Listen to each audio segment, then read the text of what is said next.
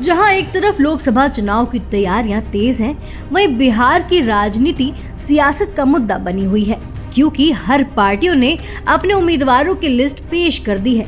लेकिन बिहार में अभी तक उम्मीदवारों के नाम पर सन्नाटा पसरा हुआ है। जी हां, बीजेपी ने लोकसभा चुनाव के उम्मीदवारों की पहली लिस्ट में 195 नामों का ऐलान किया था। इस लिस्ट में यूपी, उत्तराखंड, दिल्ली, बंगाल, हरियाणा समेत 10 राज्यों के उम्मीदवार शामिल थे।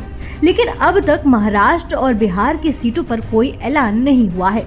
इसकी वजह ये है कि महाराष्ट्र में भाजपा की एकनाथ शिंदे और अजीत पवार के साथ खींचातानी चल रही है।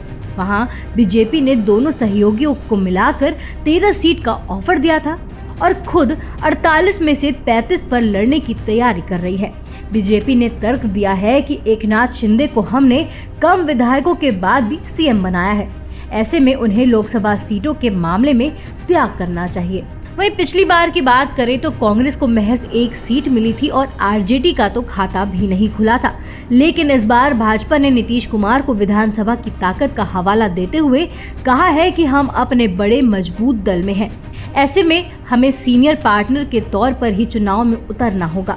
बता दें कि बीते एक सप्ताह के अंदर पीएम नरेंद्र मोदी 2 बार बिहार का दौरा कर चुके हैं। इस दौरान नीतीश कुमार भी मंच पर दिखे और कहा कि हम कुछ वक्त के लिए गायब हो गए थे, लेकिन अब साथ छोड़कर कहीं नहीं जाएंगे।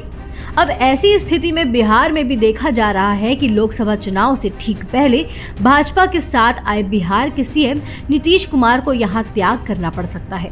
जी हां, भाजपा सूत्रों का कहना है कि पार्टी राज्य की 40 में से 22 पर लड़ने की तैयारी में है। वहीं जेडीयू की बात करें तो वो 12 से 14 सीटें ही देने के लिए तैयार है।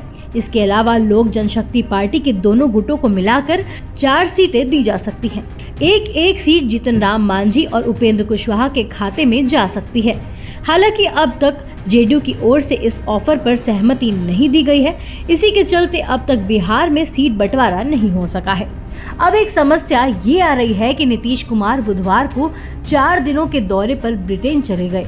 उनके साथ पार्टी के राज्यसभा सांसद संजय कुमार झा भी गए हैं। माना जा रहा है कि अब नीतीश कुमार की अगले सप्ताह ही भाजपा की लीडरशिप से मुलाकात होगी, तभी सीट बंटवारे पर बात कुछ आगे बढ़ सकेगी। बता दें कि 2019 के चुनाव में भी भाजपा और जेडीयू साथ थे। तब एनडीए ने राज्य की 40 में से 39 सीटें जीती थी। भाजपा को 17 सीटें मिली थी और जेडीयू को 16 पर जीत मिली थी। वहीं लोक जनशक्ति पार्टी को 6 सीटों पर विजय हासिल हुई थी। ऐसे ही देश दुनिया के तमाम अपडेट्स के लिए देखते रहे समय डिजिटल। वीडियो को लाइक करें, दोस्तों के साथ शेयर करें और चैनल को सब्सक्राइब करना बिल्कुल ना भूलें।